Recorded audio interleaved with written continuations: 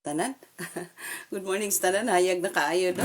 Sugdan na nato ang atong online morning devotion o kay nagpabilin pagyapon ang atong motto nga seek first the kingdom of God and His righteousness, and everything shall be added unto us. Come on, let's start the day right by worshiping our God. Amen. Hallelujah.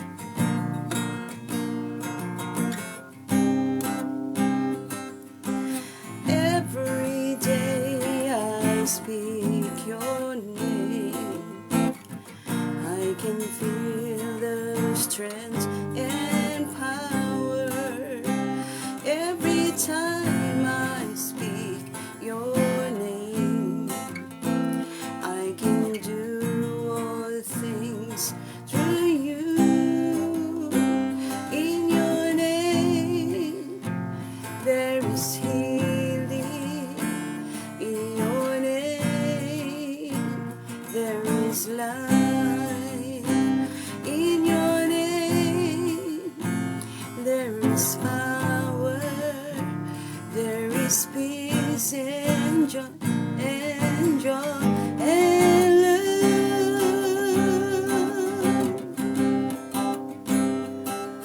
My Jesus, Lord Jesus, King Jesus, Savior, marvelous, so wonderful, powerful, glorious.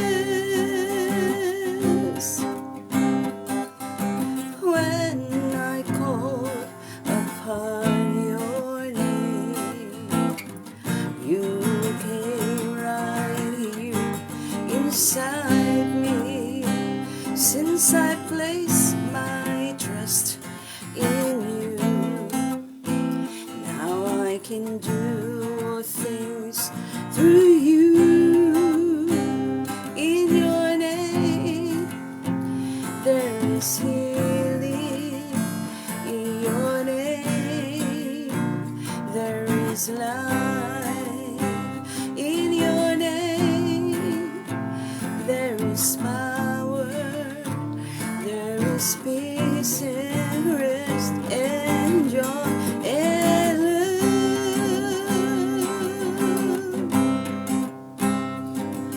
My Jesus, Lord Jesus, King Jesus, Savior, marvelous, so wonderful, powerful, glorious.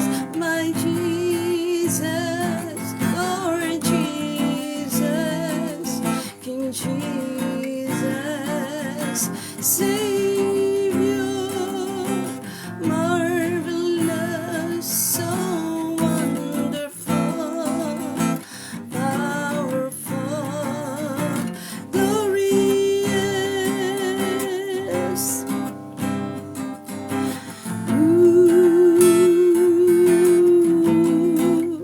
Oh, we give you praise, oh God. Hallelujah.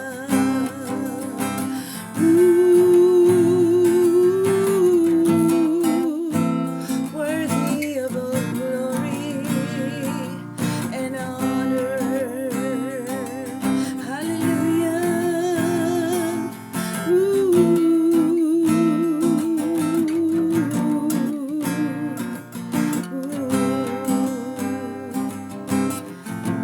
Yes, Lord, salamat kaayo mo, Lord. Ngayon mo kami nga gipukaw, enable na mo bangon.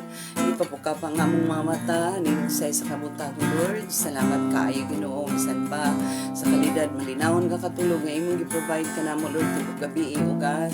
O sa makausapag gihatagan usab kami nimo ning laing matahong nga adlaw, Ginoo, nga Thursday o God, nga opportunity gid anang kanamo kanunay ang matag adlaw nga kaabot, Lord. Usa ka kahigayunan, opportunity alang kanamo, privilege alang kanamo, Ginoo, aron makapadayon kami sa pagkinabuhi Kristohanon, makapadayon kami sa pag-alagad kanimo, makapadayon kami sa pagpamuhat sa mga buluhaton nga may kalambigitan sa imong kahimayan. Thank you kaayo sa tanan, Lord. Salamat ug salamat sa imong pagpukaw sa mga kaigsunan nga nag-join karon, Lord, ining morning devotion, O God. Salamat sa mga panalangin nga imong giandam alang kanila. Dalaygon kagid, Lord, sa balay katapusan naman. Hallelujah. Dawata ang among mga pagpasalamat, pagdaig, pagimaya, pinaagi sa gamhanan, nga ngalan ni Ginoong Kristo nga among Ginoo ug manluluwas. Amen. Hallelujah. Hallelujah. Hallelujah. Praise the Lord. So nata sa pag exhort na po sa mubok apulong, no, dinhi padayon gihapon ta sa book of Isaiah, book of Hosea. Pare gyud aga Isaiah ug Hosea, no, sa book of Hosea, at naa na ta sa chapter 4. Basahon nato ang chapter 4 verse 6 to 10. Mubo na rin siya. So, ingon dinhi, my people are destroyed for lack of knowledge.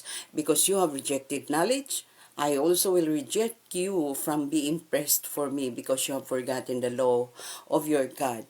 I will also forget your children. The more they increase, the more they sin against me. I will change their glory into shame. They ate up the sin of my people. They set their hearts on their iniquities, and it shall be like people, like priests. So I will punish them for their ways, and reward them for their deeds. For they shall eat, but not have enough. They shall commit prostitution, but not increase, because they have ceased obeying the Lord. So dini ang pulong sa Ginoo, no, naghisgot gid dini actually kung atong idig deeper, no, makita nato diri nga nagkulang gyud ang mga kadagkuan, nagkulang ang mga leaders, nagkulang ang mga pari, no, ang mga gitawag nga mga leaders, spiritual leaders sa pagmatuto, sa pagtudlo, sa accurate nga pulong sa Ginoo ngadto sa mga katawhan sa Israel.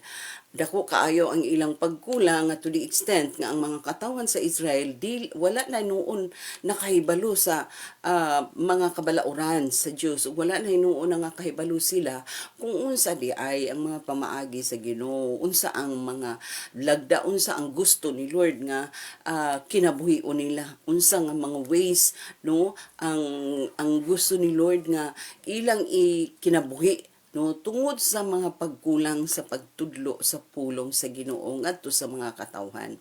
Nagkulang ang mga pari, nagkulang ang mga dunay mga gitawag nga false prophets nga gatudlo nga dili in line with the will of God. So mao nang hinungdan nga ang mga katawhan sa Dios na nga butahan, no, na nga wala na nakaila og Ginoo, wala na nangalagad sa buhing Dios kung dili tuan na hinuon sila nagsimba sa mga larawan, tuan na sila nagsimba sa ilang Dios, mga idolatros kaayo ang mga tao. So usa ka butang, no, mga butang atong nakutlo dili sa chapter 4 is the priests were responsible. Dinhi sila ang dako kaayo mga tulubagon. Muning ni ang ingon ang pulong sa Ginoo diri sa New Testament nga kung magtudlo ta sa pulong sa Ginoo, dako kaayo ang atong accountability before God. So kay paninglan madayta sa Ginoo kung sayop nga mga pulong, sayop nga mga pagtulunan ang atong itudlo sa mga katawhan. Kay kung malaglag ang mga tao, ingon si Ginoong Hesus, kung malaglag ang tao, no, may pa ang nagtudlo sa dili mao, hiktan niya ang iyang liog niya, tambog niya dito sa dagat ang iyang kaugalingon. Kay kung nakadalahig siya nga nangalaglag ang daghan tungod kaniya, may pag iyang hiktan ang iyang liog niya itambog dito sa dagat. Ingon ana ang parable ni Ginoong Hesus sa New Testament, no. So makita nato diri nga ang pinaka-highlight gyud kay sa mensahe dinhi sa chapter 4 nga responsible unta ang mga kaparian nga motudlo sa kabalauran sa Dios ngadto sa mga katawhan, apan sila mismo nagpakasala, sila mismo wala nagpakita og good example, sila mismo wala nagtudlo sa insakto ngadto sa mga katawhan. Manang ang mga katawhan mga laglag tungod kay nagkulang sa kaalam. Kay ang kaalam o kay balo nga dapat unta ma-acquire nila, dapat unta nga makuha nila gikan sa mga magtutudlo nga mga kaparian. wala nila nakuha ngadto kanila kay sila mismo murag nag-enjoy pa hinuon sila sa mga sala sa mga katawhan tungod kay sila mismo no naka-benefit pud sa mga klase sa mga sala nga gihimo sa mga katawhan no ingon ana ba so munang ingon ingon ang Ginoo diri nga ang mga kaparian ug mga katawhan parihara ang silot nga iyang ipahamtang kay nagtuo ang mga nakaparian nga ang silutan ang mga katawhan ra dili kun dili sila gyud kaparian mga katawhan ang silutan kay dinhi sa Visayan version ingon diri mingon ang Ginoo sa chapter 4 verse 6 nag-ingon dinhi sa 6 no malaglag ang akong katawan tungod sa kakulang sa kahibalo ug kay gisalikway maninyo ang kahibalo isalikway ko usab kamo ingon nga mga pari gisalikway sa mga pari ang kabalauran sa Dios ug tungod kay gisalikway nila wala nila ni itudlo ngadto sa mga katawhan munang ang mga katawhan malaglag yun because the priest during the time is one that is responsible to teach to the people the ways of God and the laws of God no unya kay wala manila gitudlo ngadto sa mga tao ingon diri nga isalikway ko usab kamo ingon nga mga pari og sanglit nalimot man kamo sa balaod sa inyong Dios kalimtan ko usab ang inyong mga anak sa nagkadaghan ang pasabot aning verse 7 sa nagkadaghan hinuon ang mga pari nag-uminto ang mga gi-expect ni Lord nga magtudlo sa kabalauran sa Dios pero sa nagkadaghan nagsamot na inuon ang sala do kadaghan naman inuon ang gapakasala no so may paggamay ra kay gamay ra pud ang labad sa ulo ni Lord pero nag-anam og kadaghan ang mga magtutudlo nag-anam na hinuon og kadaghan og sala especially kung wala they do not show good example to people og tungod kay daghan sila nga wala nagpakita og good example ngadto sa mga katawhan daghan pod sila nga awaton sa mga katawhan kay mutan-aw man ang mga tao sa ila ug sila okay ra day ingon ani di ba karong mga panahon na daghan na kaayo nagtudlo sa daghan na kaayo kunuhay nagtudlo sa pulong sa Ginoo pero pike no nya daghan na kay nangalaglag daghan man kay silang mga followers di ba nakita nato karon daghan silang followers tan-aw ta sa TV tan-aw ta sa bisan asa ta magtan-aw na ay mga pundok nga daghan gid kay sa nga tanan sila but the leaders are not showing a good example to the people munang tungod kay daghan sila daghan pug kaayo mga followers nga nagsungod kanila mauning but pasabot diri nga kaning nagkadaghan hinuon no sa nagkadaghan hinuon ang mga pari misamot ang ilang pagpakasala kanako ilisan ko og kaulawan ang ilang kadungganan so grabe no nakaingon ko nga laka Lord accountable gyud ay mas labaw ming accountable kaysa mga katawhan kay kami man ang gi-expect kita man ang gi-expect sa Ginoo nga mutudlo sa kabalauran sa Dios ug sa pulong sa Dios ngadto sa mga katawhan unya kung daghan ang mga laglag tungod sa mga false teachings no sa mga false prophets or mga false priests accountable kaayo ta sa Ginoo amen so mo nang nakita din nato sa chapter 4 so ang pinaka essence kaayo highlight nga nakuha nato diri is the priest who are responsible for teaching the people God's laws no did not do their part no so the priest was responsible for teaching the people God's laws but they have failed miserably napakyas gid sila they failed miserably and as a result the people lack knowledge about God's ways and laws. Tungod kay nagkulang sila ang resulta ang mga tao wala na nakahibalo sa God's ways wala na sila nakabalo sa mga God's laws no sa God's laws sa mga kabalauran sa Dios ug sa mga pamaagi sa Dios sa gusto sa Dios wala na ino nakahibalo kay ang gi-expect nga mga responsible nga mutudlo niini wala nagtudlo og insakto Amen. Hinaot nga natin nakutlo karon sa chapter 4 sa Book of Hosea nga kung kita gatudlo ta sa pulong sa Ginoo kinahanglan insakto, walay sobra, walay kulang. Kay in the first place ang atong gaitudlo pulong sa Dios. Wala ta nagtudlo para kita musikat, wala ta nagtudlo sa pulong sa Dios para kita mamahimong mudako ang atong ulo kay maalamon na dayon kaita unya ato na i-separate ang atong kaugalingon ngadto sa uban kay mayon na dayon ta sila walay mga kalamag, kita na ay mga kaalamag.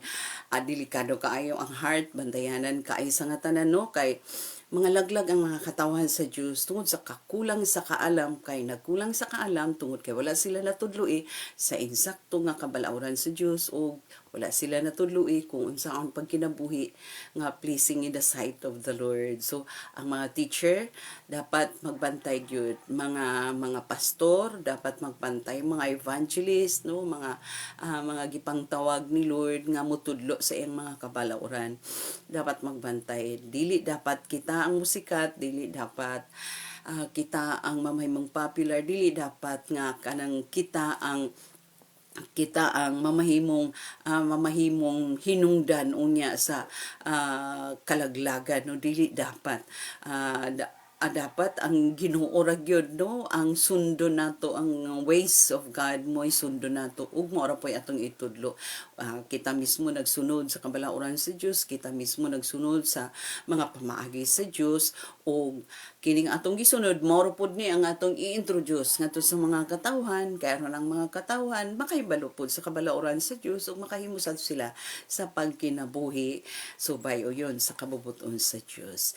Amen. Kay karong panahon na daghan na gid kaayo nagtudlo sa sayo.